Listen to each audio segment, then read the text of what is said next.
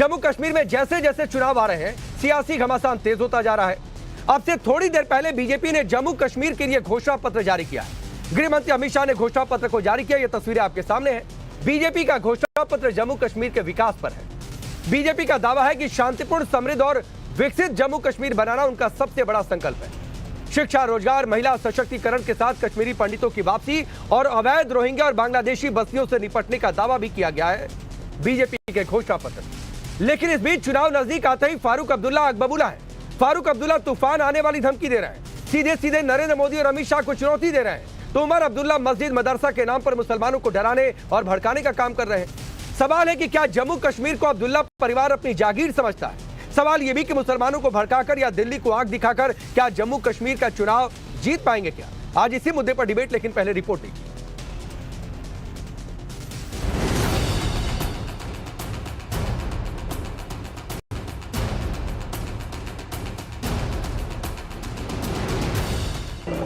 हम उनके गुलाम नहीं हैं, हम इस रियासत के मालिक हैं। राहुल गांधी, तूफान आएगा, उस तूफान का मुकाबला करना पड़ेगा। हमने जम्मू कश्मीर को उन ताकतों से बचाना है जो वैसे हालात यहां पैदा करना चाहते हैं, जो हमारी आवाज दबाना चाहते हैं, जो हमें तकसीम करना चाहते हैं। एनसी वाले, पीडीपी वाले और तमाम लोग जो खुलकर मिलिटेंटों का मदद लेकर चुनाव लड़ रहे हैं। भारतीय जनता पार्टी की इस समय पूरे जम्मू कश्मीर में जबरदस्त लहर है। प्रचंड बहुमत के साथ बीजेपी जम्मू कश्मीर में अपनी सरकार बनाएगी। जम्मू कश्मीर में मौसम ने भले ही ठंड की तरफ करवट ली है, लेकिन चुनावी मौसम में सियासी पारा बढ़ता ही जा रहा है। आज से ठीक 12वें दिन यानी 18 सितंबर को जम्मू कश्मीर विधानसभा चुनाव के पहले चरण का रण है। जम्मू कश्मीर की सत्ता पर काबिज होने के लिए सारी पार्टियों ने जोर लगा दिया है। कुर्सी पाने के लिए हर तरह का हथकंडा अपनाया जाने लगा है। 370 की बहाली और पाकिस्तान से बातचीत की बात तो हो ही रही है, लेकिन अब तो सीधे सीधे गुलामी और तूफान खड़ा करने की धमकी भी दी जा रही है। पहले चरण के रण से ठीक पहले फारूक अब्दुल्ला आग बबूला है। फारूक अब्दुल्ला तो खुद को जम्मू कश्मीर का मालिक बता रहे हैं, या सीधे सीधे कहें तो आज भी जम्मू कश्मीर को अब्दुल्ला परिवार की जागीर बताने की कोशिश कर रहे हैं। फारूक धमकी भरे लफ्जों में कह रहे हैं, हम दिल्ली के गुलाम नहीं। इतना ही नहीं, फारूक तूफान लाने की बात कर रहे हैं। एक बार फारूक अब्दुल्ला की तूफानी धमकी को गौर से सुनिए। मैं आपको एक बात कहूं, हम उनके गुलाम नहीं हैं, हम इस रियासत के मालिक हैं, यहाँ के लोग। ये बात याद रखिएगा और उनके पल्लवों से कहता हूं, होश करें। राहुल गांधी, तूफान आएगा, उस तूफान का मुकाबला करना पड़ेगा। फारूक अब्दुल्ला 370 की बहाली और पाकिस्तान से बातचीत की बात को भी दोहरा रहे, तो उमर अब्दुल्ला को चुनाव से पहले ही हार का डर सताने लगा है। 2 जगह से चुनावी मैदान में उतरे छोटे अब्दुल्ला को वोट के लिए मुसलमानों के सामने टोपी उतारने की नौबत तक आ गई। उमर एक तरफ टोपी उतारकर मुसलमानों की भावनाओं से खेलने की कोशिश कर रहे हैं, तो दूसरी तरफ लगे हाथ मुसलमानों को मदरसों, दरगाह, मस्जिद, हिजाब, नकाब के नाम पर डर दिखाकर भड़काने का काम कर रहे हैं। मकसद एक ही है कि कैसे वोट अपने पाले में किए जाए। इतना ही नहीं, उमर अब्दुल्ला को निर्दलीय उम्मीदवारों का चुनावी मैदान में उतरना भी बीजेपी की साजिश लग रही है। जिस तरह यूपी में हमारे मस्जिदों पे, दरगाहों पे, हमारे मदरसों पे ताले लगाए जा रहे हैं, वो बात हमसे छुपी हुई नहीं है। जिस तरह आसाम में बीजेपी की हुकूमत में हर बार अगर किसी को जलील करने की कोशिश की जाती है तो मुसलमानों को, वहां जब सैलाब आता है तो कहते हैं ये जिहादी सैलाब। क्यों? क्योंकि मुसलमानों को जलील करना है।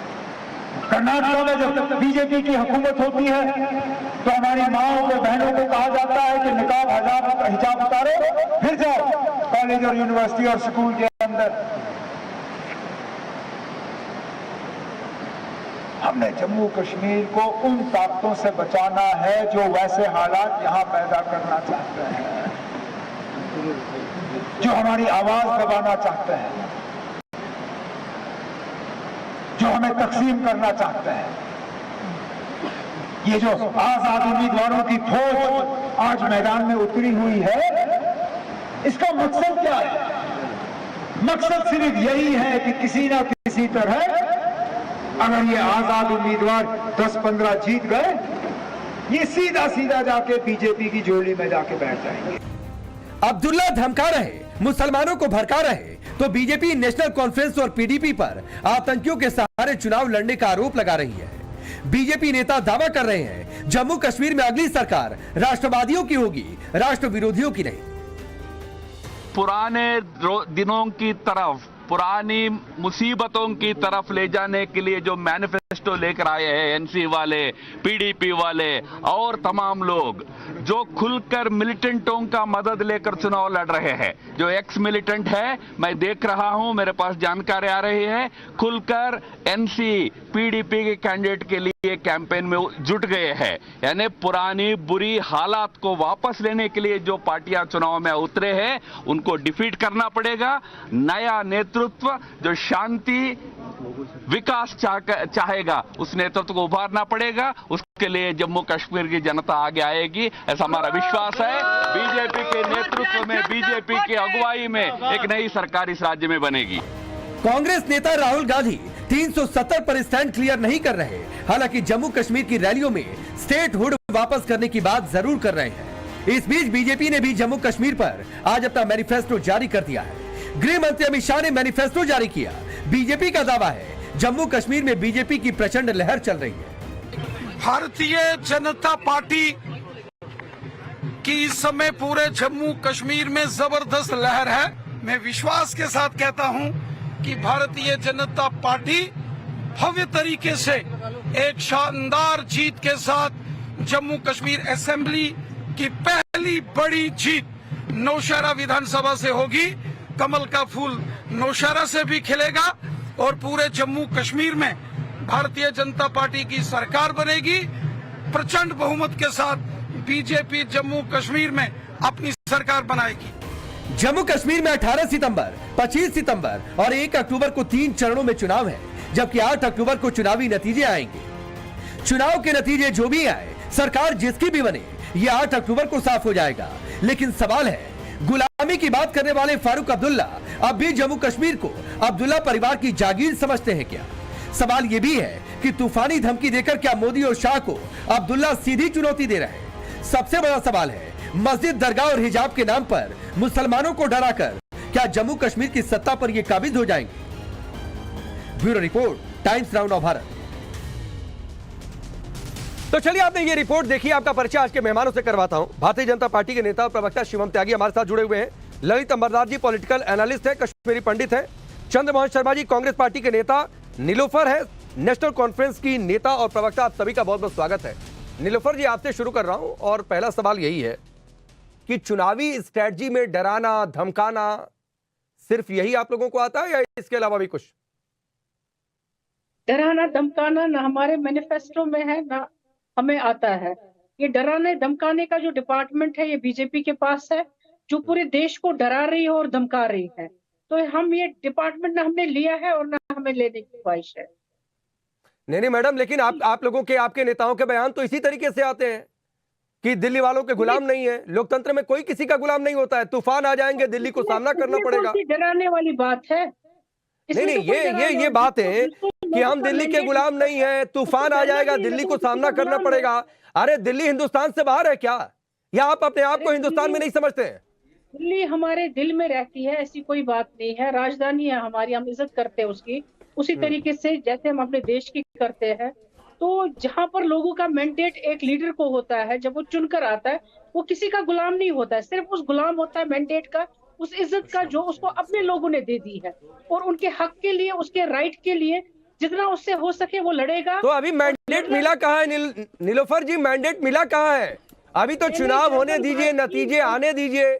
मैंडेट मिलेगा तो ये कहिएगा कि हम मैंडेट के गुलाम हैं। किसी ने आपसे कहा तो नहीं कि आप दिल्ली के गुलाम बनकर रहिए? अरे हम अभी भी लोगों के ही गुलाम हैं, क्योंकि लोग ही बनाते हैं, लोग ही उतारते हैं। ठीक उसी तरीके से जब लोकसभा के इलेक्शन हुए बीजेपी के पास तो किसी का मैंडेट था नहीं कश्मीर में, तो ये भी धमकियां देते रहे। हम में वो आदत ही नहीं, हम किसी को धमकियां देंगे, और ना ही हम उस हिसाब के हैं, और ना ही हमने ऐसा कुछ किया है। हम सिर्फ उनके गुलाम हैं। शिवम त्यागी, ये तो उल्टे आप लोगों को कह रही है कि आप लोगों का काम है धमकियां देना। मुझे राकेश जी आपकी आवाज चली गई, लेकिन मैं समझ गया आपने बोला शायद कि ये तो उल्टा आपको धमकाने का आरोप लगा रहे हैं। मैं एक चीज कहना चाहता हूं यहां पर बहुत साफ कि इन्होंने कहा कि जम्मू कश्मीर जो है दिल्ली का गुलाम नहीं है। बिल्कुल दिल्ली का गुलाम नहीं है जम्मू कश्मीर, ऐसे ही जैसे देश का कोई भी राज्य दिल्ली का गुलाम नहीं है, लेकिन दिल्ली देश की राजधानी है। जैसे बाकी राज्यों के लिए राजधानी है, ऐसे ही जम्मू कश्मीर के लिए भी राजधानी है। जम्मू कश्मीर कोई अलग से कोई देश नहीं है, दिल्ली जो है वो उसकी राजधानी है, और जैसे सभी जो है उसका सम्मान करते हैं और एक दूसरे राज्य का सम्मान करते हैं, ऐसे ही आपको भी करना है। और ये डराने धमकाने की ही राजनीति है भाई। कर्नाटका का कोई विषय हुआ जो ऑलरेडी कोर्ट में है, और उसको आप कोर्ट कर कर कह रहे हैं कि हमारी बहन बेटियों को जो है बुर्का पहनकर नहीं जाने दिया जाता, स्कूल में नहीं जाने दिया जाता, पढ़ने नहीं दिया जाता। सब मामला कोर्ट में है, विषय साफ है। आज भी जम्मू कश्मीर को उमर अब्दुल्ला, फारूक अब्दुल्ला अपना गुलाम समझते हैं। वो समझते हैं कि जब चाहेंगे, जैसे चाहेंगे, जिसको चाहेंगे राज्य में बुला लेंगे, और जब चाहेंगे, जिसको चाहेंगे, जैसे चाहेंगे राज्य से भगा देंगे, जैसा पहले किया। जब चाहेंगे जम्मू कश्मीर को अनरेस्ट पैदा कर देंगे वहां पर, जब चाहेंगे वहां पर मारकाट बचा देंगे, जब चाहेंगे वहां पर किसी एक धर्म विशेष की और खास तौर पर हिंदू धर्म की बहन बेटियों से और पंडितों से बलात्कार करेंगे, जब चाहेंगे उनका अपमान करेंगे, जो चाहेंगे करेंगे। लेकिन अब सुन लीजिए प्लीज, नीलोफर जी, मैं आपके बीच में नहीं बोला ना, थैंक यू। नहीं प्लीज, बीच में नहीं बोला मैं आपके, थैंक यू, बीच में नहीं बोला मैं आपके। जो आप बात कर रहे थे वही बात कर रहा हूं, जो सच है वही बात कर रहा हूं। सुनने में दर्द हो रहा है, बुरा लग रहा है आपको, सच अक्सर किसी को कड़वा ही लगता है, इसमें कोई दो राय नहीं है। तो सुनिए, जम्मू कश्मीर में अब कोई 370 नहीं है, जम्मू कश्मीर में अब कोई फारूक अब्दुल्ला नहीं है, जम्मू कश्मीर में अब कोई उमर अब्दुल्ला नहीं है। जनता आपको उखाड़ कर फेंकेगी, वहां से चुनाव में बुरे तरीके से हराएगी। जिस तरीके से भारतीय जनता पार्टी की लहर चल रही है वही आगे बढ़ेगी और वही इतिहास बनाएगी। भूल जाइए, वो दिन चले गए अब वो आपके दिन चले गए, भूलना पड़ेगा आपको वो समय। जितनी आपकी हिटलर शाही चलनी थी वो चल ली। राकेश जी, मैं वैसे ही बहुत ओपन एरिया में बैठा हूं, चिल्लाना नहीं चाहता, अगर आप उनको रोक देंगे तो बेहतर होगा। मुझे भी आवाज नहीं आ रही थी। एक मिनट नीलोफर जी, शिवम को अपनी बात पूरी करने दीजिए, फिर आ रहा हूं। Thank you. तो विषय बहुत साफ है। अब ये पुराना जम्मू कश्मीर नहीं है कि जहां जैसे चाहोगे आतंकवाद करोगे, जैसे चाहोगे पत्थर मारोगे, जैसे चाहोगे जो है फौज पर हमला करोगे, जैसे चाहोगे वहां के आम नागरिकों पर हमला करोगे, जैसे चाहोगे लोगों को अपने घर जमीन छोड़ने पर और भागने पर मजबूर कर दोगे। ये बदला हुआ जम्मू कश्मीर है। चुनाव लड़िए, तरीके से लड़िए और हार कर जाइए वापस, क्योंकि अब वो जम्मू कश्मीर नहीं है, जम्मू कश्मीर बदल गया है। ठीक है नीलोफर जी, एक बात पर और जवाब दीजिए जिसका शिवम ने जिक्र किया कि भाई चुनाव जम्मू कश्मीर में हो रहा है, फिर भी उमर अब्दुल्ला को याद आ जा रही है कि भाई इधर यूपी में बुलडोजर चल गया, फिर आपको कर्नाटक भी जाने की जरूरत पड़ जा रही है। तो सर मैडम, सेंटिमेंट एक ही आपको भड़काना है, वो मुस्लिम वाला, इसके अलावा आपकी कोई चुनावी स्ट्रेटजी नजर नहीं आती है, ये बात साफ है। देखिए, जब हम कोलेशन करते हैं नेशनल कॉन्फ्रेंस कांग्रेस के साथ, तब उस पर टिप्पणी जो योगी जी है वो कर सकते हैं, लेकिन अगर हम यूपी की बात करते हैं तो हमें ये कहा जाता है आपने बात क्यों की। यूपी क्या हमारे देश का हिस्सा नहीं? क्या जम्मू कश्मीर हमारे देश का हिस्सा नहीं? तो जब पूरी राजनीति देखी जाती है, किसी ने टिप्पणी की, हमने तो आवाज नहीं उठाई। योगी जी को क्या है जम्मू कश्मीर के साथ?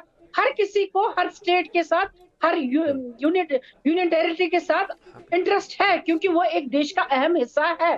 तो नहीं, बिल्कुल ठीक बात है नीलोफर जी, इंटरेस्ट होना भी चाहिए, ये बहुत अच्छी बात है कि आप इंटरेस्ट ले रही हैं। लेकिन योगी आदित्यनाथ ने कहा कि गठबंधन पर कांग्रेस से उन्होंने सवाल पूछे, पॉलिसी वाइज क्वेश्चन पूछा, लेकिन आप ये कहती हैं कि बुलडोजर, मस्जिद, मदरसा, हिजाब, नकाब, बुर्का ये सब लेकर आती हैं, तो फिर ये सवाल पूछा जाता है कि आपकी चुनाव लड़ने की स्ट्रेटजी मुस्लिम भावनाओं को भड़काने की है। आप योगी के किसी डिसीजन पर सवाल खड़े कर, यह बात समझ में आती है, लेकिन आप ये भावनाओं को भड़काने वाली बातचीत हो रही है। आप एक वर्ग को दिखाना चाहते हैं कि देखो बीजेपी को वोट मत देना, डर के रहो। भावनाएं भड़काई जा रही है, यही मुद्दे तो आप दूसरी जगहों पर करते हैं ताकि आपका वोट जो है कंसोलिडेट हो जाए। हर एक शहरी को पता होना चाहिए, वो आज इतना समझदार है, वो समझता है कौन रिलीजन की पॉलिटिक्स खेलता है, कौन दूसरे कम्युनिटीज की बात करके वो वोट हासिल करने के लिए वो कार्ड खेलता है। आज का जो नौजवान है, आज की जो वो हर कोई जानता है, पता है, उनको इतनी समझ है, और वही समझ की वजह से आज ओपोजिशन जो है दिन ब दिन कामयाब हो रहा है और मजबूत हो रहा है। तो ये चिंता जो है ये इनको सताई जा रही है। क्यों नेशनल कॉन्फ्रेंस और कांग्रेस इकट्ठे मिला, क्यों हमने ये लोगों को नहीं बोला कि जैसे ये बोलते रहते बीजेपी के साथ मिलेंगे, इसके साथ मिलेंगे, वो दरवाजे बंद हो गए। चिंता तो इनको है, चिंता यूपी में बैठे हुए लोगों को है, चिंता महाराष्ट्र में बैठे हुए लोगों को है। क्यों? नहीं, किसके दरवाजे किसके लिए बंद हो गए? किसके लिए दरवाजे बंद हो गए? आपने सबके आप लिए कह रही दरवाजे थी बंद हो गए। ए टीम, बी टीम, सी टीम, हम तो सबके लिए दरवाजे खुले हैं जो हमारी सोच से चलते हैं, जो हमारी सोच जो है एक सोच को लेकर देश को आगे बढ़ाना चाहते हैं, डेवलपमेंट को आगे बढ़ाना चाहते हैं, उनके लिए हमारे दरवाजे खुले हैं। वो सोच जो फिरका परस्ती के साथ। अरे शिवम त्यागी, आप लोगों ने कभी एनसी का भी दरवाजा खटखटाया था क्या? मुझे तो नहीं पता राकेश जी, अब ये तो नीलोफर जी ही बता सकते, कह रहे सबके दरवाजे खुले हैं, सबके दरवाजे खुले हैं, सब हमारे लिए तो सब, हम तो सबके लिए दरवाजे खुले हैं। अरे भैया नहीं चाहिए आपके दरवाजे, अगर खुले हुए तो नेशनल कॉन्फ्रेंस के दरवाजे तो बंद कर लो भाई, नहीं चाहिए, उस रास्ते नहीं जाना हमें, आप बंद कर लो। आपके जो रास्ते हैं वो पत्थरबाजी, आतंकवाद और इस तरह की चीजें और रेडिकलाइजेशन और इस्लामिक रेडिकलाइजेशन, इस सब के लिए आपके दरवाजे खुले, हमें नहीं जाना भाई उसमें। कहां किसकी बात? एक तो ये राकेश जी बीच पहले अपने समय में भी बोलती हैं और फिर बाद में भी बोलती हैं, तो भैया हमें आपके उस दरवाजे नहीं जाना। आपके दरवाजे अपने आपके लिए बहुत बहुत धन्यवाद उसका, लेकिन विषय साफ है, हम आपके सामने चुनाव लड़ रहे हैं, चुनाव लड़ेंगे और जीतेंगे। लेकिन इस बार ये बात साफ है कि जिस तरह की स्थितियां बनी हैं, जिस तरह का माहौल जम्मू एंड कश्मीर में है, नेशनल कॉन्फ्रेंस की खुद की हालत खराब है और इसीलिए बार बार कभी कर्नाटका पहुंच जाते हैं, कभी बुर्का ले आते हैं, कभी हिंदू मुसलमान ले आते हैं। हम तो नहीं कह रहे हैं भाई, हम तो चुनाव लड़ रहे हैं जो हमने पिछले 10 साल में वहां पर भाजपा ने चेंज किया है, हम तो चुनाव लड़ रहे हैं जो वहां पर काम हुआ है, हम तो चुनाव लड़ रहे हैं 370 हटाने पर, हम तो चुनाव लड़ रहे हैं पत्थरबाजी खत्म करने पर, पाकिस्तान का झंडा खत्म करने पर। ये हिंदू मुसलमान में लगे हुए हैं कि जी बुर्का हमारा कर्नाटक में ऐसे कर दिया, यूपी में ऐसे कर दिया। कर्नाटक यूपी में जो कर दिया जो आपने किया पिछले इतने 20-25 सालों में, वहां पर पहले उसका हिसाब दीजिए और फिर यहाँ पर चुनाव लड़िए, इससे कोई लाभ नहीं है भाई। के साथ में सामने बात कर जो आप कर रहे हैं वही तो हम दर्शा रहे हैं। नहीं कर रहे हैं, हम तो नहीं कर रहे हैं। हमने कब कहा बुर्का भाई, हमने कब कहा बुर्का? हम कब कर्नाटक का बुर्का लेकर आए? नहीं लेकर आए। हम तो कर्नाटक का स्कूल नहीं लेकर आए, हम तो उत्तर प्रदेश नहीं लेकर आए, हम तो जम्मू कश्मीर की बात कर रहे हैं। रिलीजन का कोई उत्सव चल रहा है, आपने वहां पर मुसलमानों की दुकानें बंद भी नहीं करवाई, ये कौन सा झूठ है? ये लेकिन जम्मू कश्मीर में नहीं हुआ है, जम्मू कश्मीर में नहीं हुआ है। जम्मू कश्मीर की बात क्यों नहीं करते भाई? ये तो सच है। जहां पर गोलियां चलवाते थे, आतंकवाद पलवाते थे, पत्थरबाजी पलवाते थे, वहां की बात क्यों नहीं करते? जम्मू कश्मीर में क्या किया? अरे 25-30 साल रहने के बाद भी आपको आज भी दूसरे राज्यों का सहारा लेना पड़ रहा है, क्यों? जम्मू कश्मीर हिंदुस्तान का हिस्सा नहीं है। नहीं तो 30 साल जम्मू कश्मीर में कुछ किया नीलोफर जी? जम्मू कश्मीर में 30 साल में कुछ किया नहीं। एक मिनट, मैं थोड़ा सा आगे बढ़ता हूं, बाकी मेहमान वेट कर रहे हैं।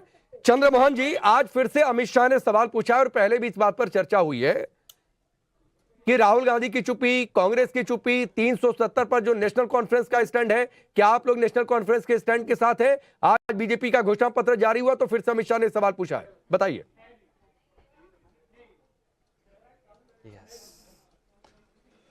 देखिए, राहुल गांधी जी की चुप्पी नहीं है राकेश जी, चुप्पी तो नरेंद्र मोदी जी की है। और अभी जिन प्रश्नों को आपने पूछा उसमें भाजपा के प्रवक्ता कह रहे हैं एनसी को वो जानते नहीं है, या तो वो पढ़ते नहीं है और या जान के अनजान बन रहे हैं। वो भूल गए सर अटल बिहारी वाजपेयी के टाइम इसी नेशनल कॉन्फ्रेंस को वो गोद में लेके घूमते थे।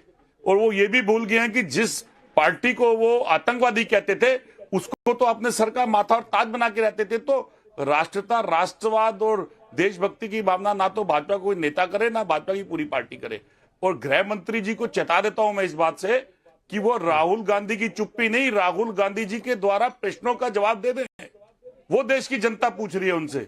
जब जब राहुल गांधी बोले हैं और जिन जिन विषयों पर राहुल गांधी बोले ठीक है, मांगना चाहिए। पूरी मैं पूछ रहा हूं सर, नेताओं को यू टर्न लेना पड़ता है। 370 पर जो नेशनल कॉन्फ्रेंस के मैनिफेस्टो में या उनके नेता जो बात कहते हैं, आप लोग उनके साथ हैं कि उनसे अलग? 370 पर आपकी राय है?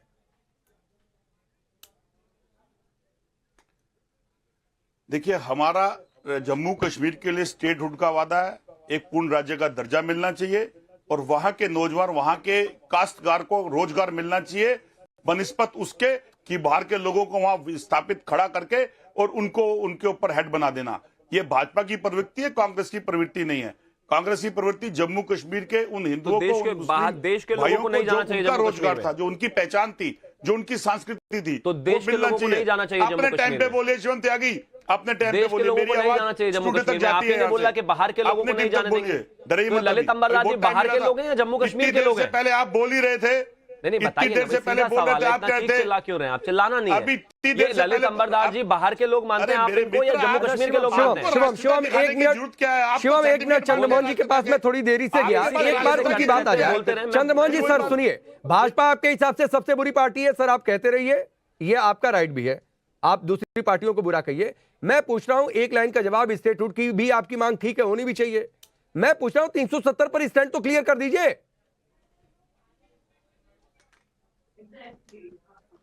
मैं कर रहा हूं राकेश जी। पहले तो आपका वचन है कि भारतीय जनता पार्टी सबसे बुरी पार्टी है। नहीं, मेरा वचन है कि भारतीय जनता पार्टी सबसे कमजोर पार्टी है, सबसे निखत पार्टी है, क्योंकि वो अपने आप को नेतृत्व में सबसे स्ट्रांग भी कहती है और फिर उन्हीं जगह पर जाके उन्हीं लोगों से अलायंस भी करती है जिनको वो गाली देती है, उन्हीं से अलायंस करती है, उन्हीं को भ्रष्टाचारी कहती है, उन्हीं भ्रष्टाचारी को अपने गले लगाती है। ये आपके प्रश्न का जवाब था। और अब रही धारा 370 का, वो विषय पे बात देश की जनता बोलेगी, देश की जनता का जवाब होगा।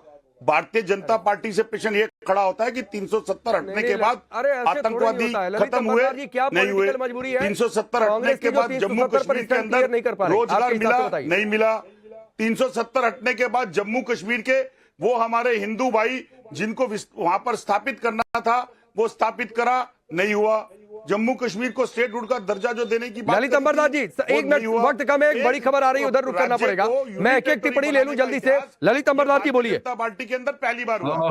राकेश जी, मैं ना ये जो आज कश्मीर में बैठ के हिंदुस्तान के सारे इलाकों में मुसलमानों की ऊपर ज्यादती हो रही है, उनकी सब मुसीबत पड़ी हुई है, कश्मीर से आवाजें आ रही।